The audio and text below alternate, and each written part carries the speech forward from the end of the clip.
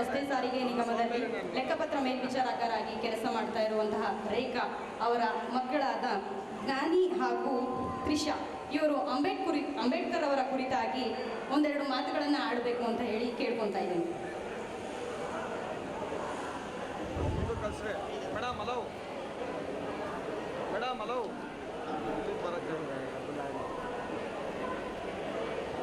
ಎಲ್ಲರಿಗೂ ನಮಸ್ಕಾರಗಳು. ನನ್ನ ಹೆಸರು ಜ್ಞಾನಿ. ನಾನು 5ನೇ ತರಗತಿಯಲ್ಲಿ ಓದುತ್ತಿದ್ದೇನೆ. ಈ ವೇದಿಕೆಯಲ್ಲಿ ಭಾಗವಹಿಸಿರುವ ಗಣ್ಯರೇ, ಮುಖ್ಯ ಅತಿಥಿಗಳೇ, ನನ್ನ ಎಲ್ಲ ಹಿರಿಯರಿಗೂ ನನ್ನ ನಮಸ್ಕಾರಗಳು. ನಾನು ಅಂಬೇಡ್ಕರರ ಬಗ್ಗೆ ಒಂದೆರಡು ಮಾತುಗಳನ್ನು ನಿಮ್ಮೊಂದಿಗೆ ಹಂಚಿಕೊಳ್ಳಲು ಬಯಸುತ್ತೇನೆ. ಅವತ್ತು ಆ ಹುಡುಗ ಅಸ್ಪೃಶ್ಯತೆ ಬಡತನವನ್ನು ಮೆಟ್ಟಿ ನಿಂತು ವಿದ್ಯಾಭ್ಯಾಸ ಮಾಡದೆ ಹೋಗಿದ್ದರೆ ಇವತ್ತು ಈ ಅಖಂಡ ಭಾರತ ಮರೆಯಲಾರದ ಚೇತನವೊಂದು ಸೃಷ್ಟಿಯಾಗುತ್ತಿರಲಿವೇನೋ. ಡಾಕ್ಟರ್ ಬಾಬಾ ಸಾಹೇಬ್ ಅಂಬೇಡ್ಕರ್ ಅವರ ಹೆಸರು ಕೇಳುತ್ತಿದ್ದಂತೆ ನಿಜಕ್ಕೂ ಮೈ ರೋಮಾಂಚನಗೊಳ್ಳುತ್ತಾರೆ. ಡಾಕ್ಟರ್ ಬಾಬಾ ಸಾಹೇಬ್ ಅಂಬೇಡ್ಕರ್ ಅವರು ಬಾಲ್ಯದಲ್ಲಿ ಸಹಿಸಿದ ನೋವು ಒಂದೇ ಎರಡೇ. ಅದನ್ನು ಹೇಳುತ್ತಾ ಹೋದರೆ ನಿಜಕ್ಕೂ ಮನಸ್ಸಿಗೆ ನೋವಾಗುತ್ತದೆ. ಇಷ್ಟೊಂದು ನೋವು ಸಹಿಸಿದರ ಎಂಬ ಸಂಕಟ ಎದೆಯಲ್ಲಿ ದವಗುಟ್ಟುತ್ತದೆ. ಅಂಬೇಡ್ಕರರಿಗೆ ಇನ್ನೂ 7-8 ವರ್ಷ ಪ್ರಾಯ. ಒಮ್ಮೆ ಆ ಪುಟ್ಟ ಹುಡುಗ ತನ್ನ ತಂದೆಯನ್ನು ನೋಡಲು ಎತ್ತಿನ ಗಾಡಿಯ ಮೇಲೆ ಕುಳಿತು ಸಾಗುತ್ತಿದ್ದ. ಗಾಡಿ ಸ್ವಲ್ಪ ದೂರ ಹೋಗಿರ್ಬೇಕಷ್ಟೆ. ಗಾಡಿ ಆತನಿಗೆ ಆ ಹುಡುಗ ದಲಿತ ಎಂದು ತಿಳಿದೋಗುತ್ತದೆ. ಕೂಡಲೇ ಗಾಡಿನ ನಿಲ್ಲಿಸಿ ಆ ಪುಟ್ಟ ಹುಡುಗನನ್ನು ಕೆಳಕ್ಕೆ ತಳ್ಳಿ ಹಾಕಿ ಮುನ್ನಡೆದ. ಆ ಪುಟ್ಟ ಹುಡುಗನ ಮನಸ್ಸು ಹೇಗಿರ್ಬೇಡ. ಡಾಕ್ಟರ್ ಬಾಬಾ ಸಾಹೇಬ್ ಅಂಬೇಡ್ಕರ್ ಅವರು 1891 ಏಪ್ರಿಲ್ 14 ಮಾವೋ ಎಂಬ ಮಿಲಿಟರಿ ಕ್ಯಾಂಪ್ನಲ್ಲಿ ಜನಿಸಿದರು. ಇವರು ಮೂಲತಃ ಮಹಾರಾಷ್ಟ್ರದ ರತ್ನಗಿರಿ ಜಿಲ್ಲೆಯ ಖೇಡಾ ತಾಲೂಕಿನ ಅಂಬಾವಾಡೆ ಗ್ರಾಮದವರು. ಇವರು ಮಹಾರ್ ಎಂಬ ಅಸ್ಪೃಶ್ಯ ಜಾತಿಯಲ್ಲಿ ಜನಿಸಿದರು.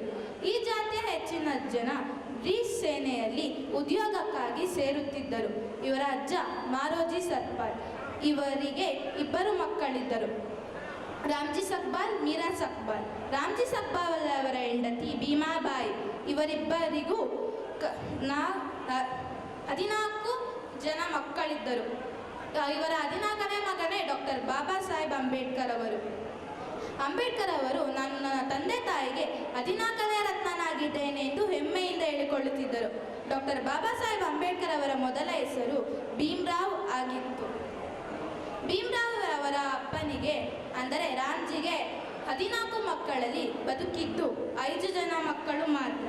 ಅಂಬೇಡ್ಕರ್ ಅವರಿಗೆ ತಾನು ದಲಿತನೆಂಬ ಭಾವನೆ ಬಂದಿದ್ದು ಶಾಲೆಗೆ ಹೋಗಬೇಕಾದರೆ. ಶಾಲೆಯಲ್ಲಿ ಇವರೊಂದಿಗೆ ಯಾರೂ ಸೇರುತ್ತಿರಲಿಲ್ಲ. ಇವರಲ್ಲಿದ್ದ ಪ್ರತಿಭೆ ಯಾರೂ ಗುರುತಿಸಲಿಲ್ಲ. ಫೆಂಡೇಸಿ ಅಂಬೇಡ್ಕರ್ ಎಂಬ ಗುರುಗಳು ಇವರಲ್ಲಿದ್ದ ಪ್ರತಿಭೆ ಗುರುತಿಸಿ ಇವರಿಗೆ ಪ್ರೋತ್ಸಾಹಿಸುತ್ತಿದ್ದರು. ಇವರ ಅಡ್ಡ ಹೆಸರಾದ ಅಂಬೇಡ್ಕರನ್ನು ಭೀಮ್ರಾವ್ ಅವರಿಗೆ ಕೊಟ್ಟು ಮರುನಾಮಕರಣ ಮಾಡಿದರು. ಭೀಮ್ರಾವ್ ರಾಮ್ಜಿ ಅಂಬೇಡ್ಕರ್ ಅಂತ.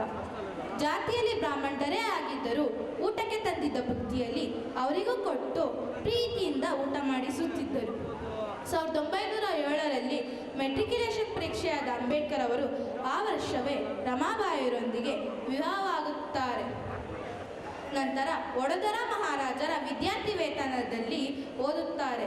ನಂತರ ವಡೋದರ ಮಹಾರಾಜರ ಸೈನ್ಯದಲ್ಲಿ ಲೆಫ್ಟಿನೆಂಟ್ ಆಗಿ ನೇಮಕಗೊಳ್ಳುತ್ತಾರೆ. ಆದರೆ ವಡೋದರ ಮಹಾರಾಜರೇ ಇವರ ಬುದ್ಧಿಶಕ್ತಿಗೆ ಮಾರೋಗಿ ಇವರ ಹೆಚ್ಚಿನ ವಿದ್ಯಾಭ್ಯಾಸಕ್ಕೆ ಅಮೆರಿಕಕ್ಕೆ ಕಳಿಸಿಕೊಡುತ್ತಾರೆ. ಅಲ್ಲಿ MA ಹಾಗೂ PhD ಪದವಿಯೊಂದಿಗೆ ಭಾರತಕ್ಕೆ ಮರಳುತ್ತಾರೆ. ಆದರೆ ಇವರು ಓದಿದ ದಾಹ ಹಿಂಗಿರಲಿಲ್ಲ. ಅದಕ್ಕೆ ಪುನಃ ಲಂಡನಿಗೆ ಹೋಗುತ್ತಾರೆ. ಅಲ್ಲಿ ಬ್ಯಾರಿಸ್ಟರ್ ಪದವಿಯೊಂದಿಗೆ ಭಾರತಕ್ಕೆ ಮರಳುತ್ತಾರೆ. 1935ರಲ್ಲಿ ಪ್ರಾಬ್ಲಮ್ ಆಫ್ ರುಪಿ ಎಂಬ ಗ್ರಂಥ ಬರೆಯುತ್ತಾರೆ. ಅದರಲ್ಲಿ ಒಂದು ಅಂಶ ಏನೆಂದರೆ 10 ವರ್ಷಗಳಿಗೊಮ್ಮೆ ಹಣದ ಅಪಮೌಲ್ಯ ಮಾಡಬೇಕೆಂದು. ಪ್ರಾಬ್ಲಮ್ ಆಫ್ ರುಪಿ ಎಂಬ ಗ್ರಂಥದ ಆಧಾರದ ಮೇಲೆ ಭಾರತ ಸರ್ಕಾರ 1935ರಲ್ಲಿ RBI ಬ್ಯಾಂಕ್ ಸ್ಥಾಪಿಸುತ್ತಾರೆ. ಅಂಬೇಡ್ಕರ್ ಅವರು ಸ್ವಾತಂತ್ರ್ಯ ಸಿಕ್ಕ ನಂತರ ಮೊದಲ ಕಾನೂನು ಮಂತ್ರಿಯಾಗಿದ್ದರು. ಆಗ ಅವರು ಹಿಂದೂ ಕೋಡ್ ಬಿಲ್ ಮಂಡಿಸಿದ್ದರು. ಆಗ ಅದನ್ನು ನೆಹರು ಕೋರ್ಟ್ ಒಪ್ಪಲಿಲ್ಲ. ಅದಕ್ಕಾಗಿ ಅಂಬೇಡ್ಕರ್ ಅವರು ಆ ಮಂತ್ರಿ ಪದವಿಗೆ ರಾಜೀನಾಮೆ ಕೊಟ್ಟರು.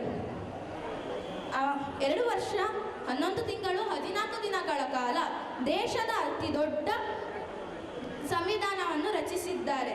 73 ದೇಶಗಳನ್ನು ಸುತ್ತಿ 53,000 ಗ್ರಂಥಗಳನ್ನು ಓದಿ ಅದರಲ್ಲಿರುವ ಒಳ್ಳೆಯ ಅಂಶಗಳನ್ನು ತೆಗೆದುಕೊಂಡು ನಮ್ಮ ಸಂವಿಧಾನವನ್ನು ರಚಿಸಿದ್ದಾರೆ. ಇದಕ್ಕೂ ಮುಂಚೆ ನೆಹರು ಅವರು ಅಮೆರಿಕ, ಜಪಾನ್, ಜರ್ಮನಿ ಮುಂತಾದ ಪಾಶ್ಚಿಮಾತ್ಯದ ದೇಶಗಳಿಗೆ ಹೋಗಿ ನಮ್ಮ ಸಂವಿಧಾನವನ್ನು ಬರೆದುಕೊಡುತ್ತೀರಾ ಅಂದಾಗ ಅಲ್ಲಿ ಎಲ್ಲದರಿಂದ ಒಂದೇ ಉತ್ತರ ಬಂದಿದ್ದೇನೆಂದರೆ, ಭಾರತದ ಸಂವಿಧಾನ ಯಾರಿಂದನೂ ಬರೆಯೋಕ್ಕಾಗಲ್ಲ, ಬರೀಲಿಕ್ಕಾಗದಂದರೆ ಒಬ್ಬರಿಂದ, ಡಾಕ್ಟರ್ ಬಾಬಾ ಸಾಹೇಬ್ ಅಂಬೇಡ್ಕರ್ ಅವರಿಂದ ಅಂದಾಗ ನೆಹರು ಅವರು ಭಾರತಕ್ಕೆ ಬಂದು ಆ ಕರಡು ಸಮಿತಿಯನ್ನು ಮಾಡುತ್ತಾರೆ. ಅದರಲ್ಲಿ 13 ಜನರು ಇರುತ್ತಾರೆ. ಅದರಲ್ಲಿ ಭೀಮ್ರಾವ್ ಅವರು ಒಬ್ಬರು. ಅದರಲ್ಲಿ 6 ಜನ ವಿದೇಶಿಗೆ ಹೋಗುತ್ತಾರೆ, 3 ಜನ ಮರಣ ಹೊಂದುತ್ತಾರೆ, 3 ಜನ ನಮ್ಮ ಕೈಲಾಗಲ್ಲ ಅಂತ ಮನೆಯಲ್ಲೇ ಕೂರುತ್ತಾರೆ. ಅದರಲ್ಲಿ ಉಳಿದಿದ್ದು ಡಾಕ್ಟರ್ ಬಾಬಾ ಸಾಹೇಬ್ ಅಂಬೇಡ್ಕರ್ ಅವರೇ. ಆ ಅಂಬೇಡ್ಕರ್ ಅವರು ಸಂವಿಧಾನ ಬರೆದಿದ್ದಾರೆ, ಅದಕ್ಕಾಗಿ ಅವರು ಸಂವಿಧಾನ ಶಿಲ್ಪಿ ಅನಿಸಿಕೊಂಡಿದ್ದಾರೆ. ಸಂವಿಧಾನದಲ್ಲಿ ಒಂದು ಅಂಶ ಏನೆಂದರೆ ಕಟ್ಟಕಡೆ ವ್ಯಕ್ತಿಗೂ ಮೂಲಭೂತ ಹಕ್ಕುಗಳಿವೆ ಎನ್ನುವುದು. ಇದು ಎಷ್ಟೋ ಜನರಿಗೆ ಮಾದರಿ ಆಗಿದೆ. ಅವತ್ತು ಪೇಪರ್ ಹಾಕರು ರಾಷ್ಟ್ರಪತಿ ಆಗಿದ್ದಾರೆ, ಅವತ್ತಿನ ಬುಡಕಟ್ಟೆ ಜನ ಇವತ್ತಿನ ರಾಷ್ಟ್ರಪತಿ ಆಗಿದ್ದಾರೆ ಎಂದರೆ ಅದು ಅಂಬೇಡ್ಕರ್ ಅವರು ಬರೆದಿದ್ದ ಸಂವಿಧಾನದಿಂದಲೇ. ಅವತ್ತು ಚಾಮರವರು ಇವತ್ತಿನ PM ಆಗಿದ್ದಾರೆ ಎಂದರೆ ಅದು ಯಾರಿಂದ?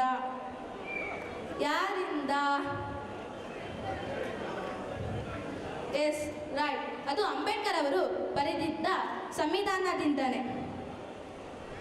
ಅಂಬೇಡ್ಕರ್ ಅವರು ಸಂವಿಧಾನದಲ್ಲಿ ಹೆಣ್ಣು ಮಕ್ಕಳಿಗೆ ಪುರುಷರಷ್ಟೇ ಸಮಾನ ಹಕ್ಕು, ಮತದಾನದ ಹಕ್ಕು ಹಾಗೂ ಕೆಳವರ್ಗದವರಿಗೆ ಮೇಲ್ವರ್ಗದವರಷ್ಟೇ ಸಮಾನ ಹಕ್ಕನ್ನು ನೀಡಿದ್ದಾರೆ. ಅಂಬೇಡ್ಕರ್ ಅವರು ದಕ್ಷಿಣ ಭಾರತ ಮತ್ತು ಉತ್ತರ ಭಾರತದ ನದಿಗಳನ್ನು ಜೋಡಿಸಬೇಕು ಎಂದು ಹೇಳಿದರು. ಅದು ಯಾವ್ಯಾವೆಂದರೆ ಗಂಗಾ, ಯಮುನಾ, ಕೃಷ್ಣೆ, ಗೋದಾವರಿ ಮುಂತಾದವು.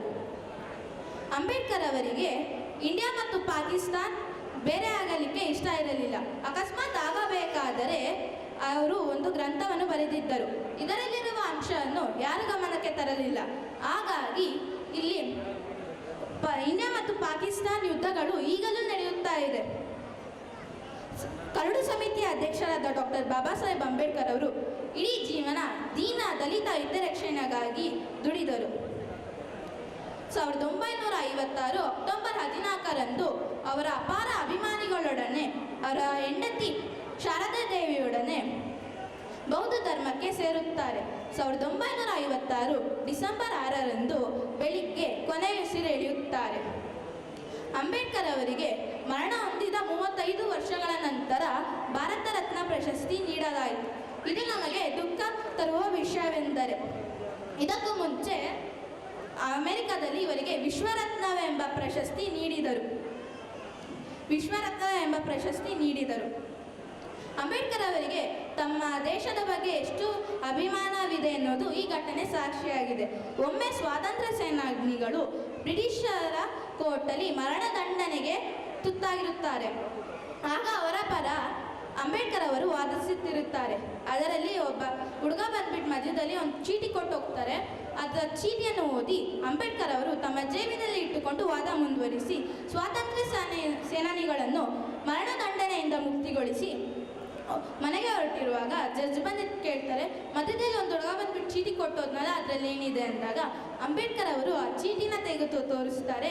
ಆ ಚೀಟಿಯಲ್ಲಿ ಅವರ ಹೆಂಡತಿ ರಮಾಬಾಯಿ ತೀರ್ಕೊಂಡಿದ್ದಾರೆ ಎಂದು ಬರೆದಿರುತ್ತದೆ. ಆಗ ಜಡ್ಜ್ ಶಾಕ್ ಆಗಿ ಕೇಳ್ತಾರೆ, ಯಾಕೆ ನೀವು ಆಗಲೇ ಹೋಗಿಲ್ಲ ಅಂದಾಗ ಅಂಬೇಡ್ಕರ್ ಅವರು, ನಾನು ನನ್ನ ಸತ್ತೋಗಿರೋ ಹೆಂಡತಿನಂತೂ ಬದುಕ್ಸೋಕ್ಕಾಗಲ್ಲ, ಆದರೆ ಸ್ವಾತಂತ್ರ್ಯ ಸೇನಾನಿಗಳನ್ನಾರು ಬದುಕಿಸ್ಬೋದು ಅಂತ. ಇದೇ ನೋಡಿ ಅಂಬೇಡ್ಕರ್ ಅವರಿಗೆ ಇರುವ ದೇಶದ ಬಗ್ಗೆ ಪ್ರೀತಿ, ಅಭಿಮಾನ, ಗೌರವ ಎಂದರೆ ಅಂಬೇಡ್ಕರರ ಬಗ್ಗೆ ಇಡೀ ಜೀವನ ಹೇಳಿದರೂ ಮುಗಿಯಲು. ಬಾಬಾ ए कारवा रुकने वाला नहीं, ए बंदा किसी के सामने झुकने वाला नहीं. ನಂದೆರಡು ಮಾತುಗಳನ್ನು ಮುಗಿಸ್ತಾ ಒಂದೆರಡು ಮಾತುಗಳನ್ನು